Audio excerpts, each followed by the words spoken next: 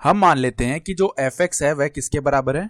x के प्राकृतिक लघुगणक अर्थात नेचुरल लॉग ऑफ x के बराबर, और हमें वक्र f के स्पर्श रेखा की प्रवणता ज्ञात करनी है जब x का मान संख्या e के बराबर हो, अर्थात f डैश e का मान हमें बताना है कितना होगा। तो यह मान ज्ञात करने के लिए हम यहाँ पर इस आलेख या ग्राफ में देख सकते हैं कि x बराबर e पर वक्र पर यह बिंदु आ रहा है जिसके निर्देशांक e, 1 है, अर्थात यदि हम x बराबर e रखते हैं fx में तो f ऑफ e का मान कितना आ जाता है, e का प्राकृतिक लघुगणक जिसका मान 1 अर्थात 1 बन जाता है इसका y निर्देशांक। तो e, 1 यह बिंदु है और हमने क्या किया है, इस पर इस प्रकार से एक स्पर्श रेखा खींची है और हमें इस स्पर्श रेखा की प्रवणता बतानी है कितनी होगी। तो हम इस प्रवणता का व्यंजक दोनों ही परिभाषाओं यानी जो हमारी सामान्य या व्यापक परिभाषा है तथा जो हमारी वैकल्पिक परिभाषा है, दोनों परिभाषाओं से हम इस प्रवणता का व्यंजक प्राप्त करने वाले हैं। तो पहले चलिए हमारी सामान्य या व्यापक परिभाषा से देखते हैं। यदि हम क्या करते हैं, यहाँ पर x अक्ष पर एक बिंदु मान लेते हैं जो कि है x, तो इस प्रकार से हमने यह बिंदु लिख लिया x। तो यह बिंदु क्या आ गया, x। अब इस बिंदु के संगत जो वक्र पर बिंदु आएगा वह कुछ इस प्रकार से होगा। मान लीजिए यह बिंदु आ गया वक्र पर, तो इसके निर्देशांक क्या होंगे, x, f ऑफ x। अब हम मान लेते हैं कि इस बिंदु x से h दूरी पर यहां पर एक दूसरा बिंदु होगा जो कि क्या आ जाएगा, हम देख सकते हैं x प्लस h। तो ये बिंदु x प्लस h हो गया और इसके संगत जो वक्र पर आने वाला बिंदु है वो ये वाला बिंदु है। तो इसके निर्देशांक क्या हो जाएंगे, x plus h, f of x plus h। तो ये इसके निर्देशांक हो चुके हैं। तो जो अवकलज की सामान्य या व्यापक परिभाषा जिसे हम अंग्रेजी में फॉर्मल डेफिनेशन ऑफ डेरिवेटिव कहते हैं, उसका मुख्य विचार यही है कि हम इन दोनों बिंदुओं के मध्य आने वाली जो छेदक रेखा अर्थात सीकेंट लाइन है उसकी प्रवणता ज्ञात कर लें। तो ऐसी आएगी ये छेदक रेखा, इसकी हम प्रवणता ज्ञात कर लेंगे और उसके पश्चात h पर सीमा लगा देंगे जब h अग्रसित कर रहा है शून्य की ओर, जिससे क्या होगा कि यह जो बिंदु है x प्लस h यह x की ओर अग्रसित होता जाएगा और जब h शून्य की ओर अग्रसित होगा तब जो हमारी छेदक रेखा की प्रवणता है वह इस बिंदु पर स्पर्श रेखा की प्रवणता के निकटतम आ जाएगी। तो इस बिंदु पर जो स्पर्श रेखा आने वाली है वह कुछ इस प्रकार की दिखेगी। तो हम इसे ऐसे भी समझ सकते हैं कि जब h शून्य की ओर अग्रसित होगा तो जो हमारी दोनों बिंदुओं को मिलाने वाली छेदक रेखा है वह धीरे धीरे स्पर्श रेखा में परिवर्तित होने लग जाएगी और जो छेदक रेखा की प्रवणता है वह स्पर्श रेखा की प्रवणता के निकटतम आ जाएगी। तो यदि मुझे छेदक रेखा की प्रवणता चाहिए तो वह क्या आ जाएगी, जो ऊर्ध्वाधर परिवर्तन हो रहा है अर्थात y के मान में परिवर्तन, तो वह कितना है, f of x plus h, minus में आ जाएगा f ऑफ x और बट्टा में जो क्षैतिज परिवर्तन हो रहा है अर्थात यहां पर x के मान में परिवर्तन। तो यहां पर देखिए x प्लस h है और यहां पर x है, तो जो परिवर्तन है वह कितना आ जाएगा, h आ जाएगा। तो यह हमारी छेदक रेखा की प्रवणता हुई। और यदि हम यहां पर सीमा लगा दें जब h अग्रसित हो शून्य की ओर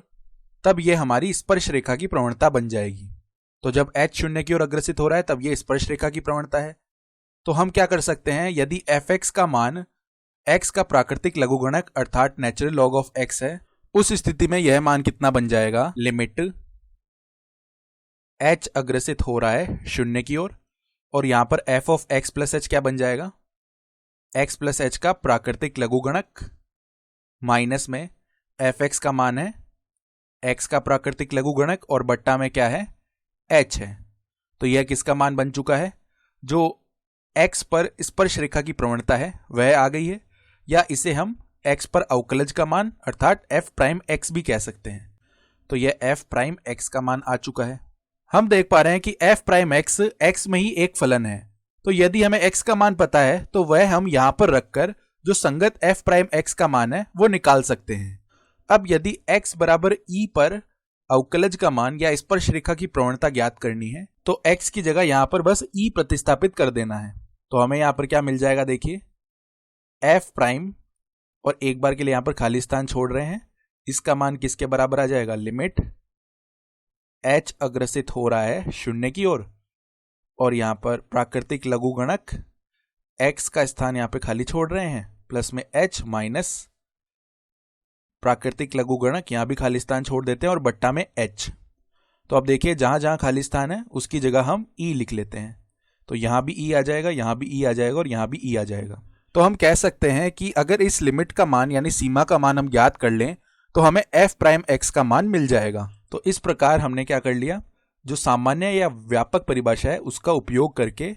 जो अवकलज का मान है x बराबर e पर या स्पर्श रेखा की प्रवणता है x बराबर e पर, वो निकाल ली है। अब यदि हम वैकल्पिक परिभाषा अर्थात ऑल्टरनेट डेफिनेशन की बात करें तो उसमें क्या होगा, हमें यहाँ पर ये व्यापक या जनरल f प्राइम x का मान लिखने की आवश्यकता नहीं पड़ेगी और हम सीधा ही x बराबर e पर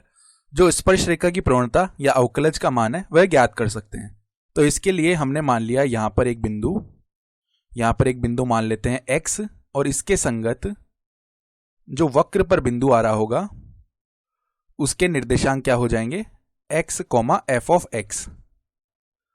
अब यदि हम इन दोनों बिंदुओं को जोड़ने वाली छेदक रेखा अर्थात सेकेंड लाइन बनाएं तो यह छेदक रेखा कुछ इस प्रकार की दिखेगी और इन दोनों बिंदुओं को मिलाने वाली इस छेदक रेखा की यदि हमें प्रवणता निकालनी है तो वह कैसे निकाल सकते हैं, पहले ऊर्ध्वाधर परिवर्तन अर्थात y के मान में परिवर्तन, तो वह कितना आ जाएगा fx माइनस में 1 और fx का मान कितना है, x का प्राकृतिक लघुगणक, तो यह बन जाएगा x का प्राकृतिक लघुगणक माइनस में 1 और बट्टा में जो क्षैतिज परिवर्तन अर्थात x के मान में परिवर्तन हो रहा है तो वह बन जाएगा x माइनस में e और यह तो छेदक रेखा की प्रवणता है। अब धीरे धीरे जैसे हम x को e की ओर अग्रसित करेंगे तो क्या होता जाएगा कि ये जो बिंदु है x बराबर e के नजदीक आते जाएंगे और जैसे जैसे ये x बराबर e के करीब आएंगे तो जो हमारी छेदक रेखा की प्रवणता है वह स्पर्श रेखा की प्रवणता के निकटतम आती जाएगी। अर्थात हमें यहाँ पर सीमा लगानी पड़ेगी, लिमिट, जब x अग्रसित कर रहा है e की ओर, यह हमें सीमा लगानी पड़ेगी। तो चाहे हम क्या करें, हमारी व्यापक परिभाषा या सामान्य परिभाषा इसका उपयोग कर लें जो यहां पे हमें मिली, और हम चाहें तो इसका उपयोग भी कर सकते हैं जो हमारी अल्टरनेट डेफिनेशन या वैकल्पिक परिभाषा आई है इसका। तो इन दोनों में से हम किसी का भी उपयोग कर सकते हैं।